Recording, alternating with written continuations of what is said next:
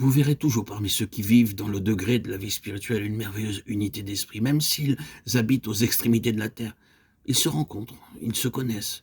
Quoiqu'ils ne soient jamais vus auparavant, il y a une parfaite unité d'esprit entre eux, afin que tous ne soient qu'un comme toi, ô Père, tu es en moi et que je suis en toi. Jean 17, 21. Telle est l'unité de l'esprit en Dieu. Paul écrivait « Je n'eus point l'esprit en repos parce que je n'y trouvais pas Tite et mon frère » de Corinthiens 2:3. Il ne disait pas que son cœur ou que son intelligence, mais que son esprit n'était pas en repos.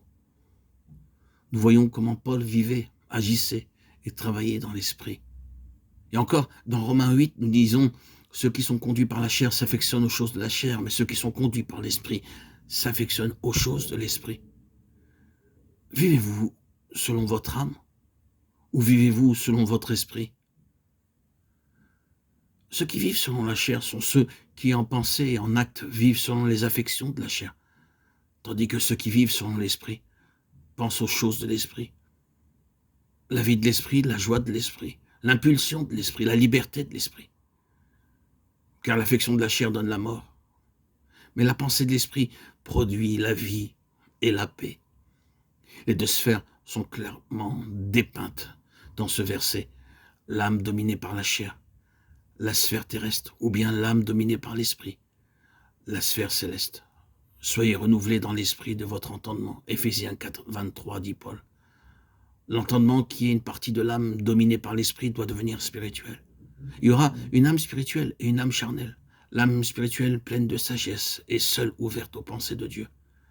Que Dieu nous enseigne ce que c'est que d'avoir une âme renouvelée, une âme spirituelle purifiée et dominée par l'esprit, et non par la puissance charnelle, une âme capable de penser sagement et clairement les pensées de Dieu.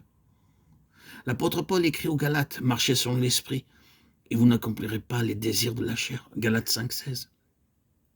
Quand vous réaliserez la demeure du Saint-Esprit dans votre esprit, et que vous lui permettrez de diriger tout votre être, lorsque vous marcherez selon l'esprit, alors seulement vous obtiendrez la maîtrise complète sur les désirs de la chair.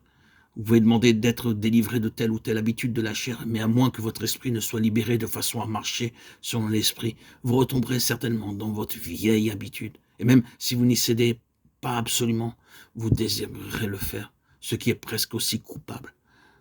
Dieu veut que vous soyez délivrés de la servitude de la chair, et le moyen pour y arriver, c'est de laisser l'esprit gouverner de façon à ce que le corps soit complètement sous sa domination. Nous voyons dans le Seigneur Jésus au tombeau de Lazare comment l'esprit travaille en maître, dominant les armées du mal. Jésus frémit dans son esprit, Jean 11, 33.